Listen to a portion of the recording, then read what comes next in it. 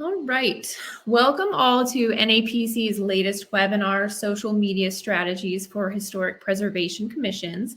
I'm Marie Snyder, NAPC's Program Manager, and I'll be serving as the moderator for this session. I'm going to take a few moments to get everyone oriented to our webinar platform. Like other platforms, you have access to a Q&A, chat, and polling function, which are tabs at the top right of your screen.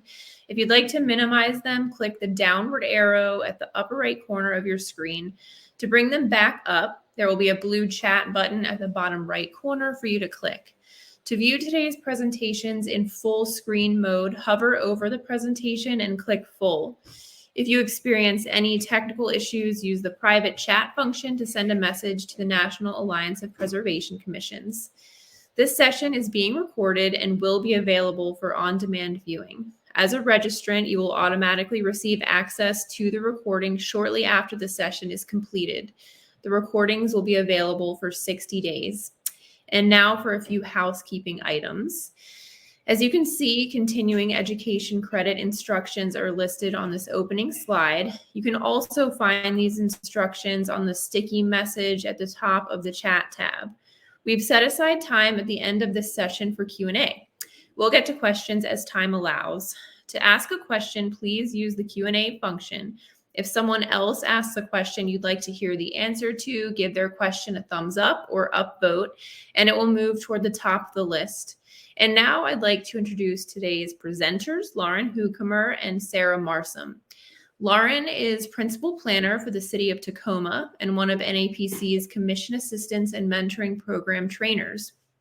Sarah Marsom is a Heritage Resource Consultant. If you'd like to learn more about Lauren and Sarah's backgrounds and their relevant experiences, you can find more detailed bios and contact information in the Handouts tab. And now for the presentation, I will hand it over to you, Lauren. Great, thank you, Marie. Hello, everybody. See here? I can't see how many people are here, so this is a little strange. It's different from Zoom. I'm Lauren Hukamer. I am a principal planner at the City of Tacoma.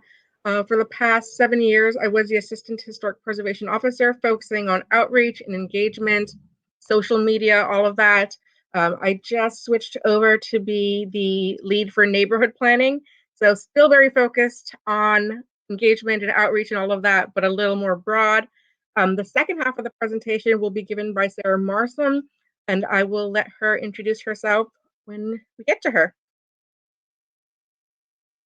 So most of this presentation is just going to be giving you an overview of social media best practices. You could go deep dive into every platform and type of content, so this is just sort of the broad brush. Something that's important to remember is that social media is a tool. It is not the communication. And I think a lot of times people get so focused on the social media that you forget why you were using it. So like any other tool, you need to have a communications plan, and that starts with understanding who is your audience. All of you will have different audiences. You may have youth, you may have residents, you may have stakeholders, you may have other types of partners such as nonprofits, you may have city staff. So thinking about who you want to target your content to is very important, especially as you build your audience for social media. So when you build your platforms, one of the important components there is following other accounts and sharing their content. So thinking about who you want to engage with is always really important. And then also thinking about how much time people have to spend online. And something that's been happening, I think, more and more recently is issues about bias, transparency, conflicts of interest. So just making sure that you're really focusing on your missions content, and not getting into the weeds too much.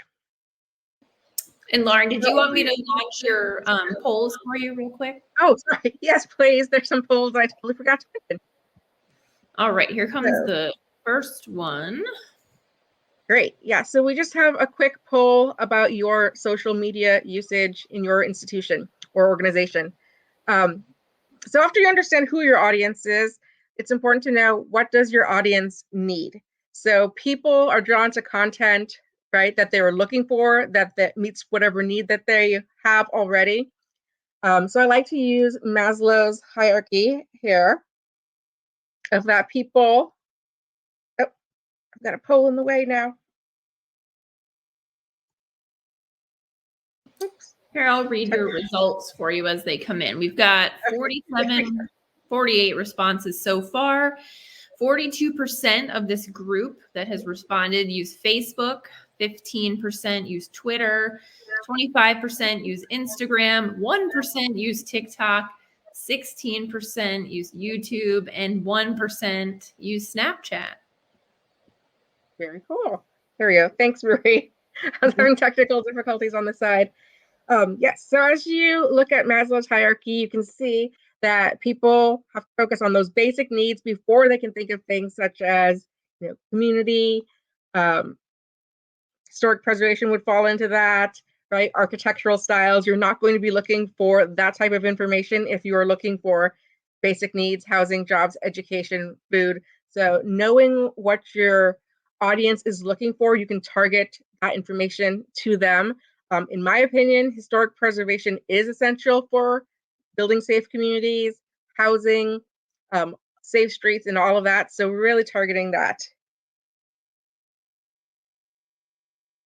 So next is finding out, how does your audience communicate? And that's where you have all the different social media platforms to use. In the handout, there's also a tip sheet that I stole from the University of Maryland that's really great and just goes through every platform and what the best practices are for it. But don't forget that social media is not the only tool. It's great for driving people to other sources of information, or using other sources of information to drive it to your social media. So really think about which way you want that flow to go. If you're an organization, you definitely want to have a website. You don't want to rely on just social media, because social media platforms change their types of content, but they also are scrolling daily in the news feeds. So you don't want that information to get buried. You also want to have a clear phone and email and description in your social media and your website so that people can contact you outside of social media. You really don't want to be having a lot of back and forth discussions on your social media platforms. And then you have to figure out, just based on your time and your expertise. I see someone says they cannot hear. Can you hear me, Marie? Oh, yeah, I'm working with them. Oh, okay. So you don't want to use every social media platform out there if it's not going to help you reach your audience, or if you don't have the time. I would say the big three are Facebook, Twitter, and Instagram, and we'll go through them in the next slides. You also want to take a look at mass media as well, newspapers, TV, radio. Those tend to have an older audience, and they are not as timely as social media, because you can't constantly be generating content, but also still good to keep an eye on. And then figuring out your style of communication. So are you going to be very professional? Are you going to be very formal? Or are you going to be very casual on your social media accounts? And it's important to know there's a difference between your personal social media accounts that you may talk to with your friends and talk about your politics and your opinions, and your business or organization profiles. For those, you want to be colloquial, you want to be friendly, but you don't want to get too personal. You don't want to get into the weeds of any sort of political arguments usually, and you want to keep it really about the mission of your organization. A good tip is to always write and speak to a middle school level. That just kind of hits the broad brush of people. So this I stole directly from the handout that you will have in the little handouts tab. And it basically just goes through which audience each social media platform targets, and then what's the best way to use it. So Facebook is probably one of the most widely used social media platforms, but it definitely is skewing older now. Probably 5-10 years ago, it was a lot of college and high school, and now it's definitely older 20s and above. So here you can see 2/3 of people who are 50 or older use the platform. So you can kind of see then you might not be getting that youth engagement on Facebook. But Facebook is great for posting events It's great for posting information, sharing links, sharing photos. If you have articles, that's always a great place to post that as well. Twitter's a little bit different. I think Twitter is much more institutional when it comes to what we're using it for. So you'll see a lot more politicians on it. You'll see a lot more businesses, public figures, people who are trying to speak to the masses all the time, and a lot less of that sort of the personal content. I think Twitter is great for those quick updates that you want to give, closures of your office, events coming up real quick, but it's not great for any in-depth information. It's not that great for links and photos either, or any video. Instagram, that is definitely becoming more popular, especially with younger people. So I would say have an Instagram, but the key to Instagram is that it is very visual. So you have to have great captions and hashtags, which I know Sarah is going to talk to you about next, but you really want to focus on the image here. Having a lot of text on Instagram, you're going to lose the audience. And one thing to know about Instagram too is that if you post links in the photo description, people cannot click on them. So that is not very helpful. Instagram stories have sort of taken the place of Snapchat as well. So that's a great place for quick videos. You want to make a quick announcement, or you're out about and you're downtown and you want to show off your streetscape. I wouldn't use it for any videos that you want to keep long term, because they do disappear after you watch them. So these are some of the other platforms. Like I said, Snapchat had its moments, but people are not really using it as much anymore. LinkedIn is very specific. That's really for professional growth and career development. So if you have job postings, that's where I would post that, or professional development, or you're giving workshops. That's what I would use LinkedIn for. I wouldn't really use it for sharing general organization information. YouTube is great to have if you want to have a lot of video content. You don't even necessarily need to publicize your YouTube as an account, but it's great to just be able to upload and organize your videos, and then you have them as links, and you can use those links on your website or your social media. And then people just know to go to your channel if they want to look at your archive. TikTok is pretty new and probably really rose during the pandemic. This definitely skews younger. This is probably more time intensive for creating content because it's all video based. TikTok, I know for a lot of public organizations is a problem because you're not able to sort of save and download the comments for public record if you're a government agency. So that's always something to think about. But people are doing some great engagement. I have seen really, really well done storytelling. It's great for any oral traditions. It's great for sort of telling a story. I've seen the Fort Nisqually Museum here in Tacoma. They've done some great TikTok videos.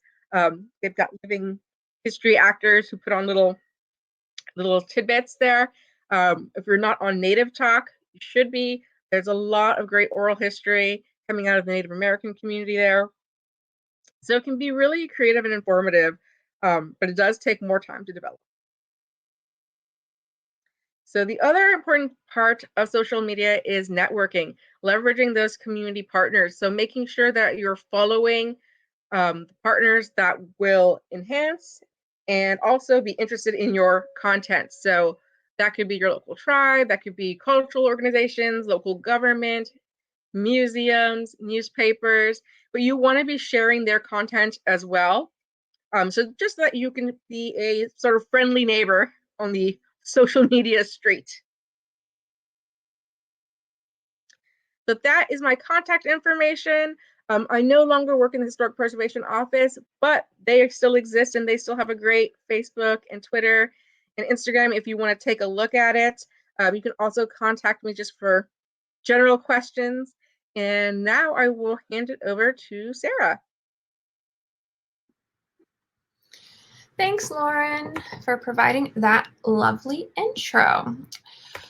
So I'm Sarah Marsom. I'm a heritage resource consultant based in Columbus, Ohio. And in that role, I have the pleasure of working with nonprofits, libraries, universities, political action committees, main streets, local governments, all sorts of people to help them utilize the intangible and physical aspects of their past to connect with their community today and to engage the widest audience possible. Prior to that, I worked as staff for nonprofits, Department of Transportation, and done some odds and ends consulting work when I was in grad school for the National Park Service. So with that all said, Lauren provided a wonderful foundation for us to begin to explore how to use all of these social media strategies. Like Lauren said, we're not going to really explore TikTok or YouTube today. One of the reasons is because creating video content is quite time consuming, and to really expound on how to best create that digital content, we thought that would need its own session. So if you would like a video session, please let Marie and NAPC know.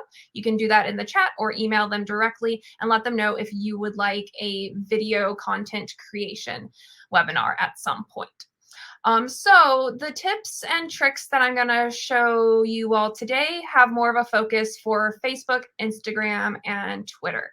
We're going to have a Q&A after my talk. So you don't even have to wait till then to start asking questions. You can feel free to start throwing them in the chat box if it's something top of mind. So we're going to start with the most basic. Hashtags. Hashtags are prevalent and they're utilized on every social media platform.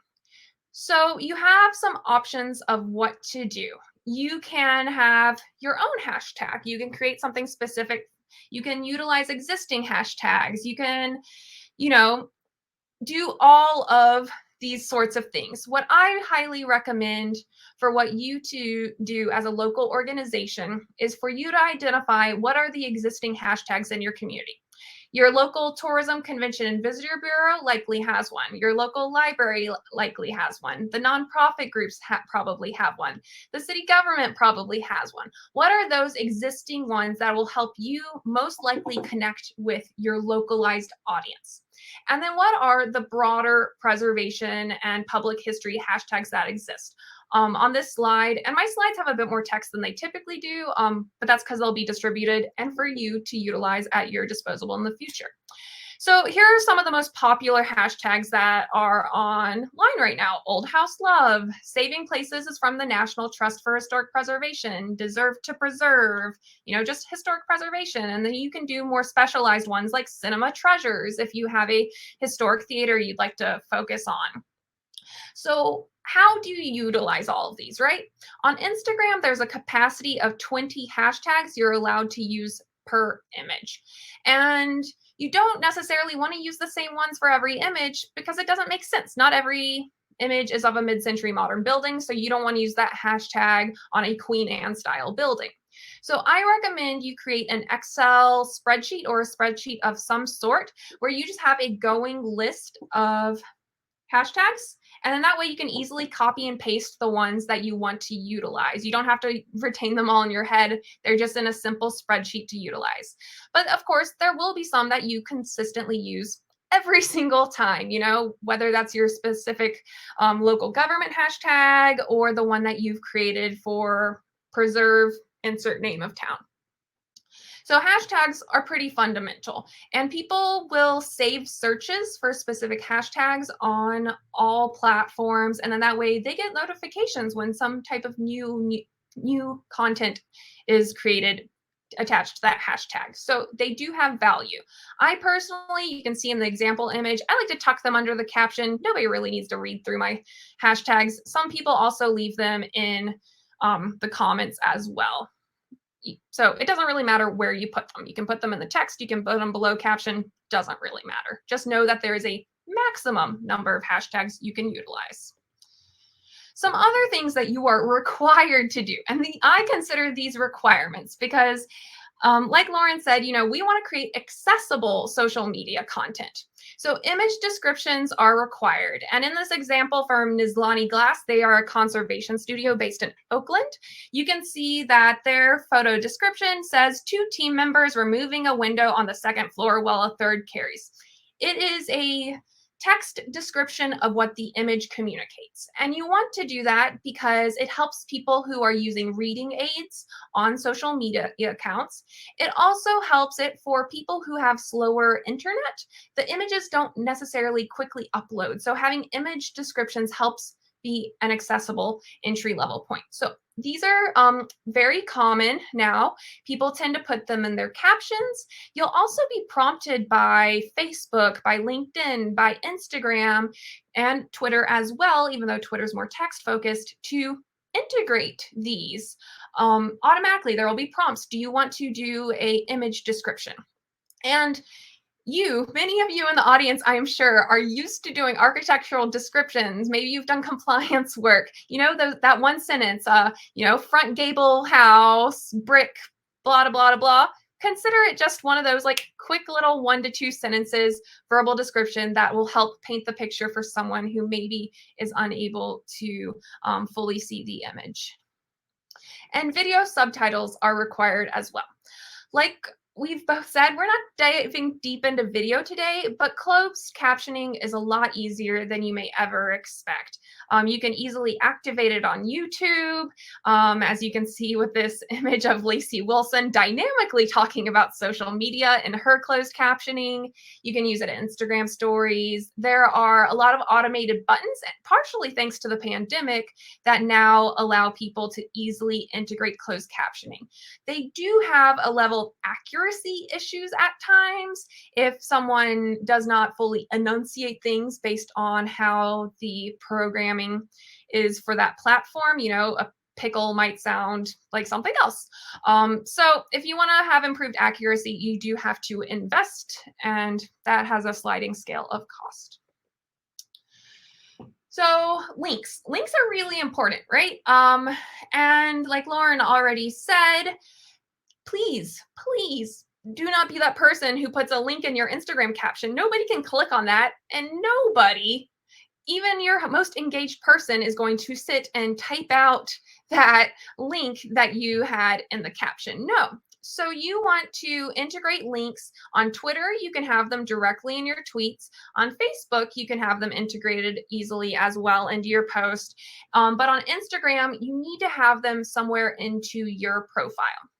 So you, as a nonprofit, as a commission, whatever organization you work for that has led you to tuning in today, you probably have lots of links that you want to share.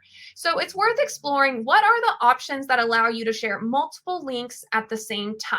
That way someone could access your landing web page, the historic district descriptions, the agenda items for X number of commissions. How do we want people to be directed to sign up or to learn about multiple things? So Linktree is probably the most popular option. And you can create a bit.ly link for this or some shortened link for it. But Linktree is a great option if you have multiple things that you want to share. And as you can see from this example from the Austin Preservation Alliance, they just have textual descriptions of what they're wanting people to click and learn and explore further into. But you can also explore an option with link in bio, which utilizes images. And this is primarily for if you're utilizing Instagram. And that way, someone who has a visual correlation with a concept, instead of having to, be like, oh, well, they described this as XYZ thing, they can be like, no, well, this is the post that I learned it about on. So I just click on that image that I associate with the text. So it's for some, different brain processes, but it's also another option to explore. I had a hard time finding a history account using them, which is why I picked a small business, East Fork Pottery, to use theirs as an example. And Instagram Stories, that is a platform, like Lauren said, where video content is being encouraged, but you can also use it to do still images. And one of the reasons why I encourage you to consider using Instagram Stories, you can use the same image that you used in your post and you can add a link directly into it. And that's valuable because Instagram stories have become really popular. And on average, about like 40% of your followers are seeing those right now if you have a highly engaged audience, compared to regular accounts. People are seeing decreases in numbers because of algorithm issues. So it's good to just, you can repost into your Instagram stories, have a link directly into there. It's worth exploring it as an option. And as you can see, you can direct links directly into there. Make things easy. The goal for this is always to make it so people are doing less clicks, and that's important. And another thing that I really encourage you to do, lots of what we're doing is image-based. So since we're doing image-based, you may be considering utilizing graphics. And these graphics could be something to promote an upcoming event. It could be something to just simply throw it out there that, this is a simple text grab, meeting X day, attend our local commission meeting. You want to make sure that these are colorblind friendly, and you can do a free test through colorblindness.com. This is really simple. Okay, so you can see a graphic I've made for an upcoming event. On the left is its original color scheme. On the right, you can see how it is under one of the multiple tests on colorblindness.com. You can see that it completely modifies the text or the color scheme. So that's really important for us to consider once again as we're creating something more accessible for our audiences.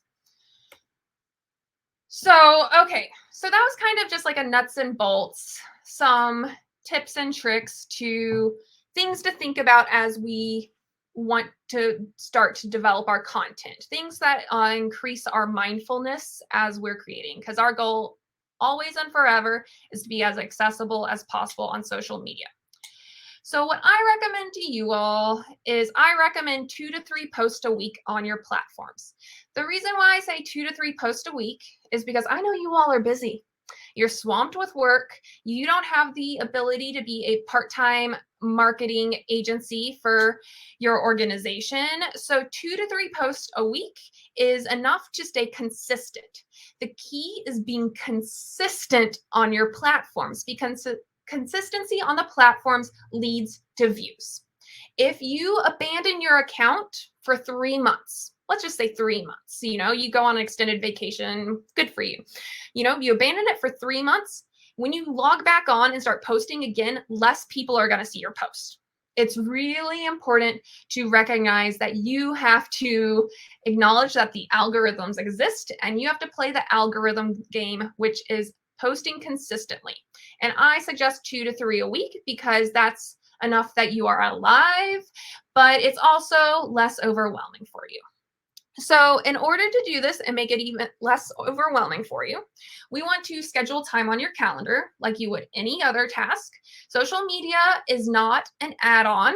It is something that is integral to cultivating your audience, to expanding it, to helping people understand why preservation is valuable in your community. It is a requirement in 2021.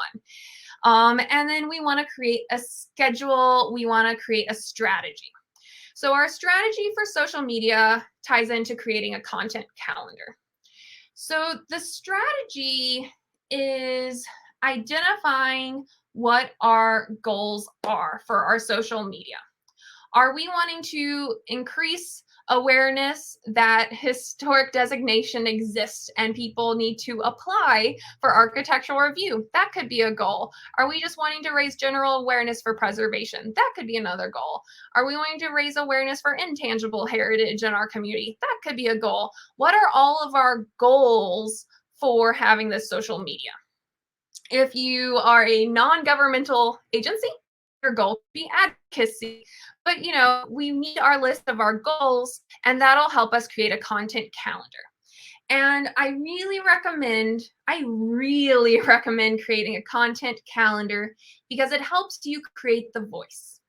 Like Lauren said, the voice of your organization's social media account is not going to be the same as your individual personal persona account.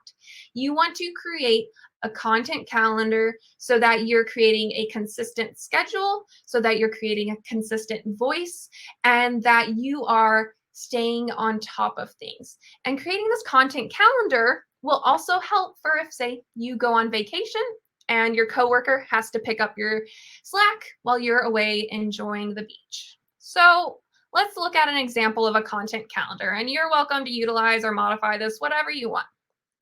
So I did this kind of based off of a commission. So my calendar for a random month has me doing a post that has a reminder of application deadline. I'm going to do a seasonal maintenance tip. I want to do Fun Fact Fridays, Architectural Terminology Tuesdays, Throwback Thursdays, and reminders of meetings. And then commission process education. So as you can see, the proposed content calendar I've suggested has some taking care of business post. So reminding people of deadlines, reminding people that meetings exist. It has some helpful information, seasonal maintenance tips. Everybody needs them. Especially when we're in winter, we don't want people destroying their sidewalks with salt.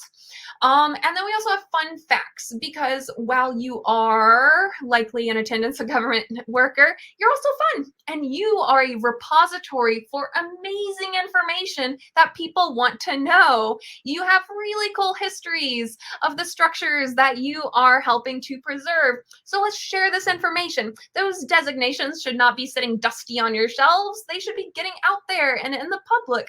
So why don't we find a way to consistently put those out there? And I saw we had a question earlier about utilizing other people's images. So for example, in Throwback Thursdays using archival images, we're going to utilize our relationships at our local or state archives and find some great archival images of our historic districts or individual structures. Great. You just can simply either, obviously copyright dependent, depending on how you navigate. But if it's at the archives, a lot of them are out of copyright. You can just simply source them in the caption, source Columbus Library. You can source them Ohio State Archives. You can source them whatever is appropriate. And if they have a social media account, you can tag them in that as well. Just, you're not doing a full APA bibliography situation, but you are recognizing where you got the image and encouraging people to go there. So what happens when you create the calendar? All right, we've created our calendar, and our content calendar will be fairly developed. It's going to have the images if we're utilizing Instagram or Facebook. It's going to have our captions. It's going to have our hashtags. We're basically writing all of our content in advance. And part of writing this content in advance is not just to have a consistent voice. It's not just to make it so that's off your plate so you don't have to worry about it that month. It's also so that if you are in a government agency that has social media oversight, which many of you may have that situation, that you can provide that document to the powers that be for them to review and for them to see if your content meets the standards.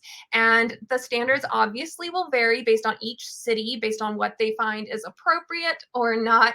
But this is something that is fairly common for government agencies to utilize if they use social media, for them to be able to pass it off to marketing to make sure that it's appropriate. So that content calendar component also helps. Okay, so we've written all this content and we have all of our images organized. What do we do with this? So if you have zero budget, then on Instagram, you can save them as drafts, which you can see on the far left image. You can see my current drafts folder for my Instagram, and it has the pictures. And you can see in the center, we have Facebook, where you can use the Facebook publishing tools to schedule posts. Instagram, it does not allow you to currently schedule things in advance. So you do have to manually go in and press publish on your draft. For Facebook, you can schedule a post in advance. And then on Twitter, you can save your tweets for publishing in the future. Okay, so kind of annoying that 2 out of the 3 you have to go in and manually press the publish button. So if you would like to avoid that, you do have to invest. One of the most popular publishing, social media publishing, pumping it out, is Hootsuite, which is $50 a month. You can try a 30-day free trial. When I worked for a nonprofit, this is what we would largely use. But again, it's based on your time, energy, capacity, and money. So, but you can pre-save all of your posts in advance, which is really nice. I have 4,500 plus followers on Instagram. And what I'm suggesting to you, like these are tips and tricks that I utilize as well, because we don't want to just be sitting at the screen all day.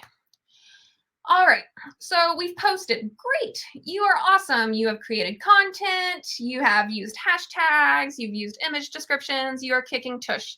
Now what comes next? You've posted something, it's live on the internet, and that means it can have a life on its own. So comments are a bit of a double-edged sword. If people are interacting with your post on Facebook, Twitter, Instagram, or any platform, then it is increasing the views that it will get collectively. You always see on Facebook if your friend has liked a post. If you get more likes on Instagram, it increases the algorithm so that it gets more views. On Twitter, you see what your friends have liked and otherwise. So likes are very important, and comments only increase the views. So they're also great because you can build a relationship with someone. I posted a picture of a beautiful building in Elmira, New York yesterday on my Instagram, and I had people sharing childhood memories of it on my post. That's awesome. And I had no history of the building. I just thought it was pretty. So it was really cool to get that extra external feedback. And, that's really fun way to recognize contemporary history and contemporary significance of structures, right? But people can be unhinged on the internet. That is a real issue that we face today. People can just want to complain about anything. So what do? You have some options. You can budget time so that you are able to organically interact. Some post may never get a caption whatsoever. So that half hour you spent that day just checking in on the post was just a half hour just checking in on the post. Other days, people may be very chatty. They may be out of control, and that may require more responses, which sucks up more time of your day. So you have the options of disabling comments if you would like. You can disable comments on all posts. You can disable interactions on Twitter, Instagram, Facebook. You can disable comments entirely and interactions if you would like. You also can just selectively disable comments. That's an option as well, but this can backfire. I've seen it where people have gotten very frustrated at one post, but because comments were locked, they leave angry comments on a lighthearted post. So that's kind of a tricky wicket there. I kind of view that it's an all or nothing thing. You just have them disabled or you have them open. I would recommend, in an effort to save you time and preserve your mental health, for you to have a document of standard responses. And these standard responses can just say, thank you, we appreciate you sharing your story. Or it could say, please email this question to your email. Something that's a standard response that you can just constantly utilize. And again, that allows it so that if multiple people are in charge of the social media, or if you, the person in charge, go on vacation, someone else can just step in and be like, okay, here's what I'm saying, and I can create my voice. And also, you have to have a game plan for if things get unhinged in your comments. This is really important. Really, really important. I think that crisis management is important, not just in social media, it's important in all aspects of the work that we do. Like, what do you do if somebody faints at a commission meeting? That's something you should have a plan for. Different conversation though. So have a crisis management plan. Okay, have a thing where it's like, okay, if we get one really angry comment, I go to my boss with it. Okay, and then the boss helps decide it. Okay, maybe your direct superior, the director of planning, isn't the right person. Then it's like, okay, then the crisis management is I go straight to the marketing division of my agency. Figure out the ways you connect dots in these, because sometimes people just want to vent. Sometimes people are asking for a response. Sometimes no response is the best response. You have to have a plan. Crisis mitigation plans are integral in all aspects of what we do. So it's a choose your own adventure. I encourage leaving the comments open because I think it helps build relationships, but I also understand from a government management perspective, that's opening a scary can of worms you may not want to deal with. Speaking of not wanting to deal with, save your sanity. Block your DMs. Don't allow DMs at all. You don't need a secondary inbox. Turn them off. Turn them off on Instagram, turn them off on Twitter, turn them off on Facebook. If you're unable to turn them off, you can create automated responses. Thanks for reaching out to so-and-so social media account. Okay, wonderful. Thank you for having reached out. We don't read our DMs. You need to email us directly. You have to discourage DMs at all cost. You don't need a second inbox. I promise you that. And also, again, if you're working for the government, you probably want things on the record. So if you open up the can of DMs, it's opening up chaos. It's a time suck. Please just turn them off. Turn them off, encourage emails. Okay, you've created all of these accounts. Who do you follow? It's a great question that I think people really underestimate the power in who follows who.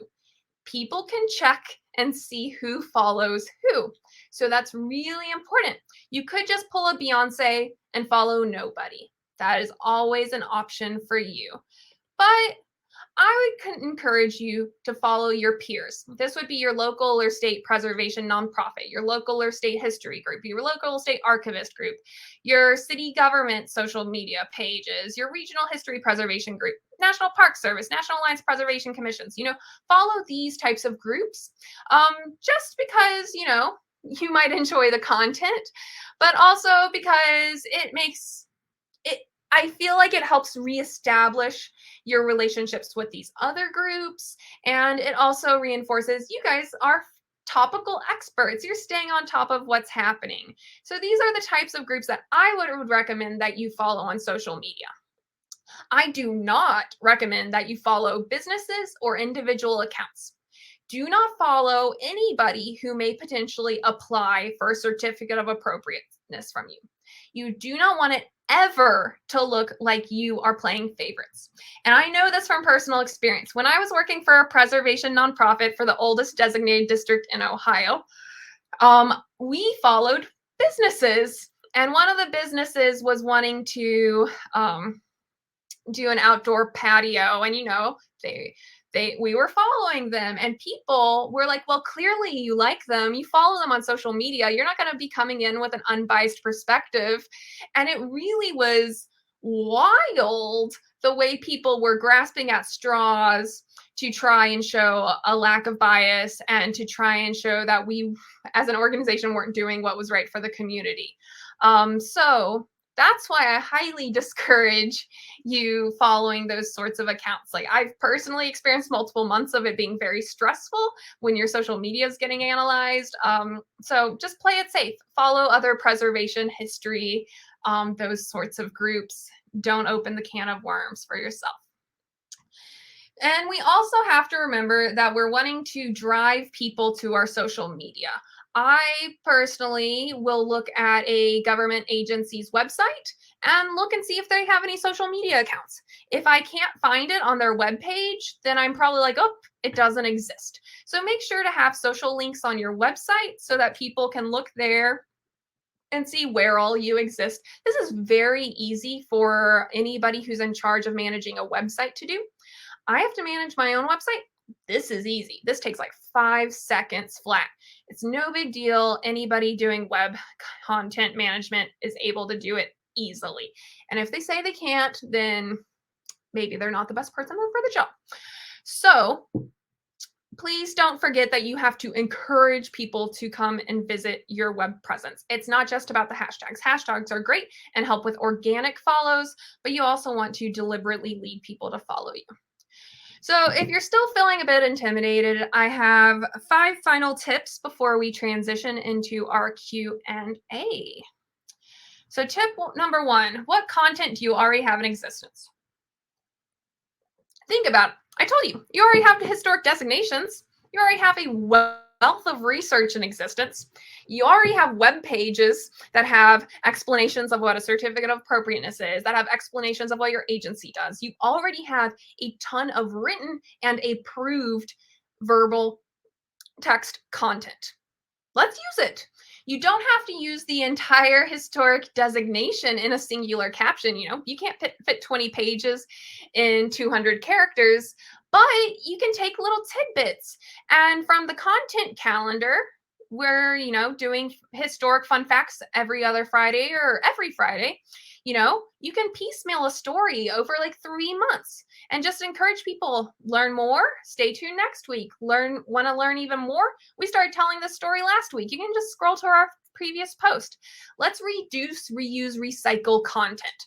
I encourage this immensely. I am sick of dusty designations. I want us to find all the different ways we can reuse what we already have to save our sanity.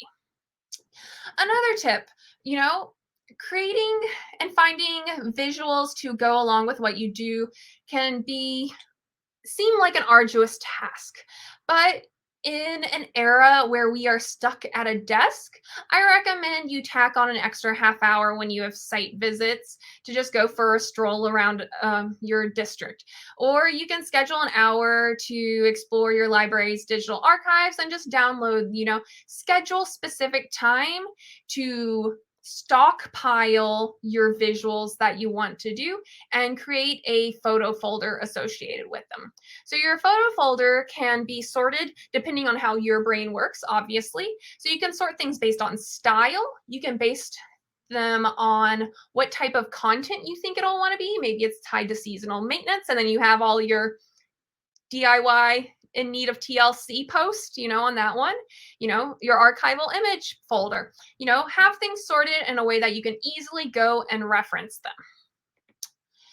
Number 3, keep it simple, sweetie. Your captions are not supposed to be novels. They should succinctly communicate an announcement or a history. Most people aren't going to read beyond that 200 characters. And that 200 character limit's not just for Twitter. I'm saying most people aren't going to read more than 3 sentences on Instagram either. Or on Facebook, they don't want to read a novel. Keep it simple as best you can.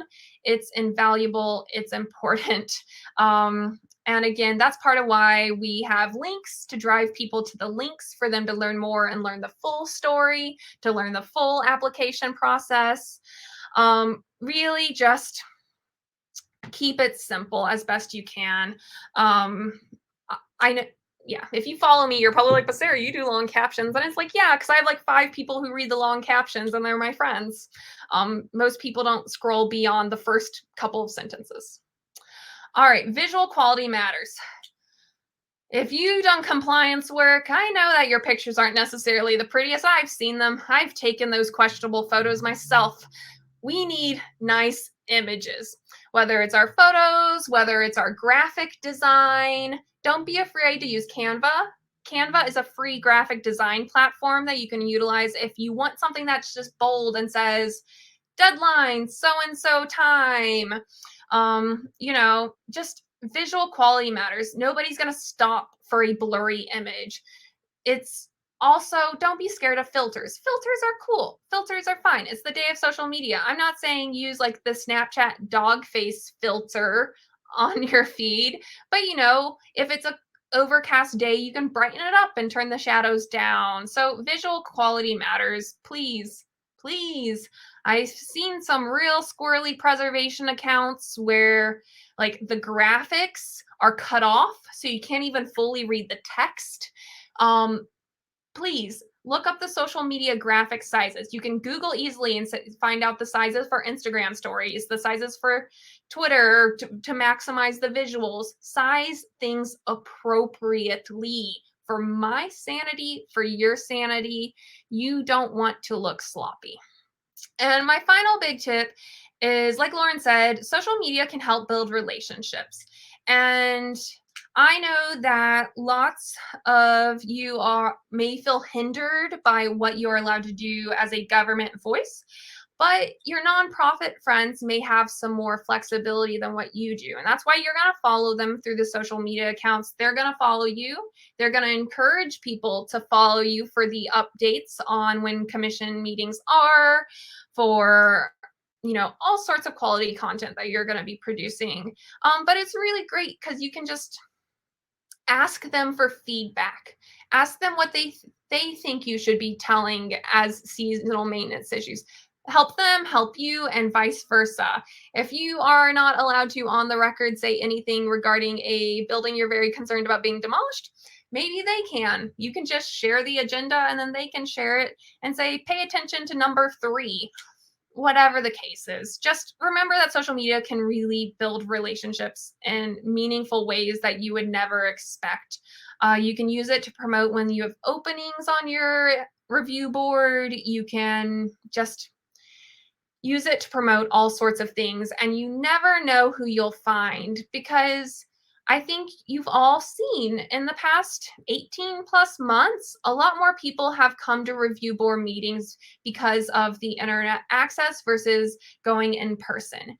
So a lot more people could pay attention to you consistently thanks to your social media and build that relationship, and you could encourage them to want to volunteer their time and energy by being an architectural review board member. So just consider, you never know what type of friend you may make online, but use it also as a way to better connect to your local and state nonprofits. So Lauren and I will open it up to questions. Here's both of our contact information once more. Never hesitate to reach out to either of us. We are friendly people, and we're also people on social media. So let's follow each other. All right. Thank you, Sarah and Lauren. That was great.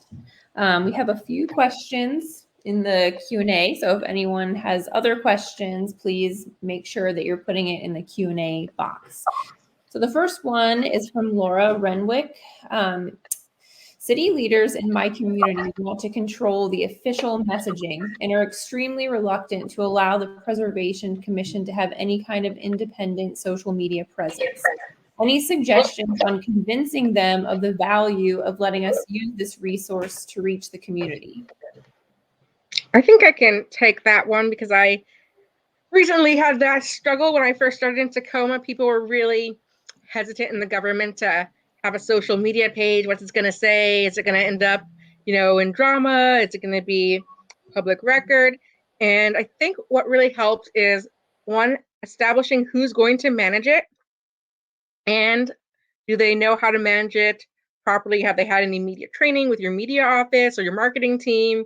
Or can they be trusted with good judgment to talk to the public? So that helps. 2, creating a communications plan. So for the city of Tacoma, our media office has templates already for communications plans. And basically, you put in, I want this social media. I want it because of this. So for your commission, you could say, we've got a lot of commission business coming up and people want to keep up with our events and they want to keep up with our meetings, and we want to post where we can get this information from, and we want to build our audience. So whatever that is. So they ask you why, then they ask you, how many times are you going to post? What types of content are you going to post? What types of organizations are you going to follow? So I think if you have a really clear vision of your audience and what you're going to do with it and who you're going to follow, who you're not going to follow, as Sarah indicated, and then an understanding of that sort of political scape, you're not going to follow candidates running for office and things like that. That will help, I think, your governments feel a little more comfortable that it's not sort of the Wild West, that you have a clear plan. This is a tool and you know how to use it. So I think that really helps. And then you can have a social media policy too. I think if you go to the Tacoma Historic Preservation one, on the About page, it has like a little disclaimer that's just like, this is a public record. It is not official comment for anything. So just because you post here does not mean it's going to be entered into the comment period for City Council or Landmarks Commission or whatever.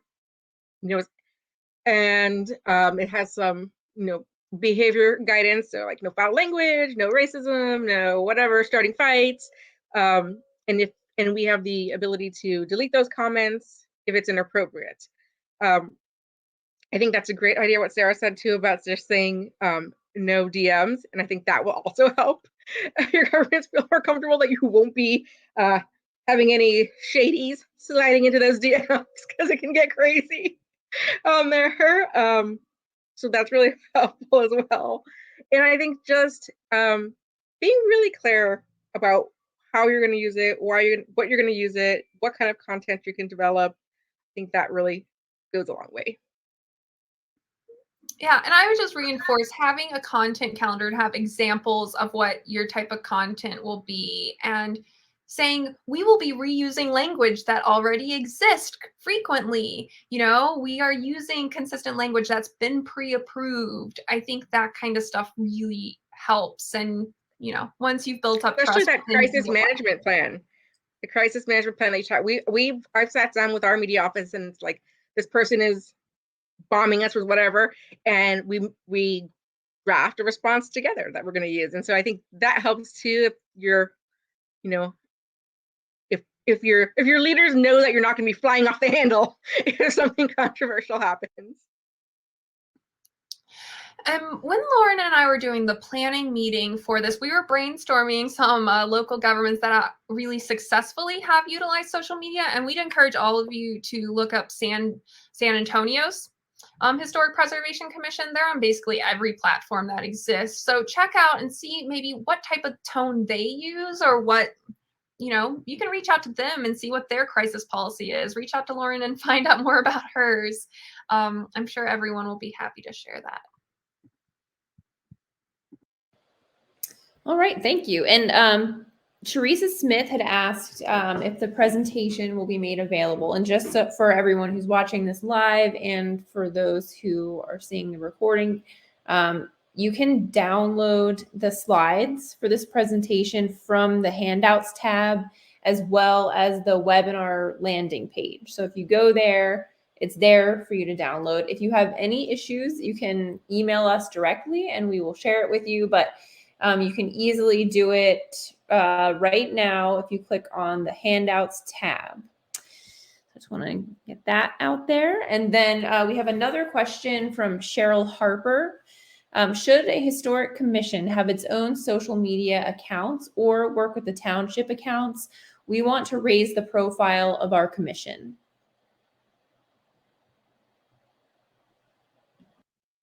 I would say it depends. If you are a commission that's just doing design review and it's just business as usual, you probably don't need your own social media, because like Sarah said, you have to be consistent. You have to have content all the time, and then a purpose for that content. So if you're just wanting to post your agendas, I would say just use the city's page.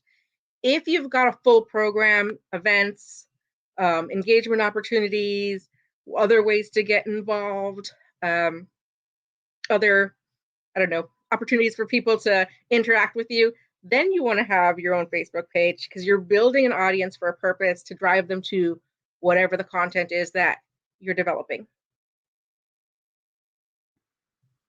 Could not agree more. And I think we're seeing it become a lot more common for commissions to do more of that community work, having a high schooler on the commission, or, getting CLG grants so that you can do outreach projects. So it really just depends on how your commission is currently operating, or how you aspire to operate.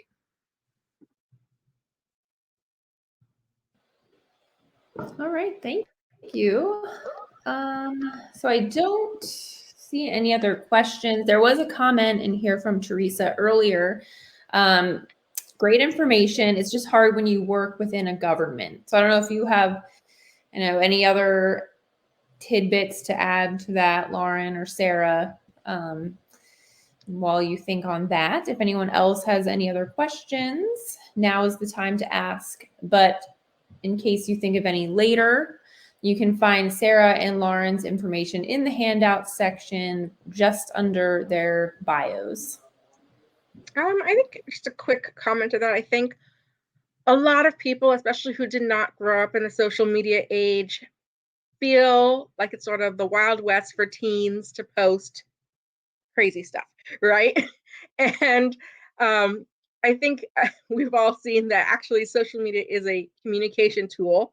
And so I think in your governments, if you approach it the same way you would approach requesting InDesign or another piece of software, really treat it as, this is a tool for this purpose, and we're going to manage it this way, and this is what we want. This is the benefit from it. So really being clear what you're going to get from it, I think, helps.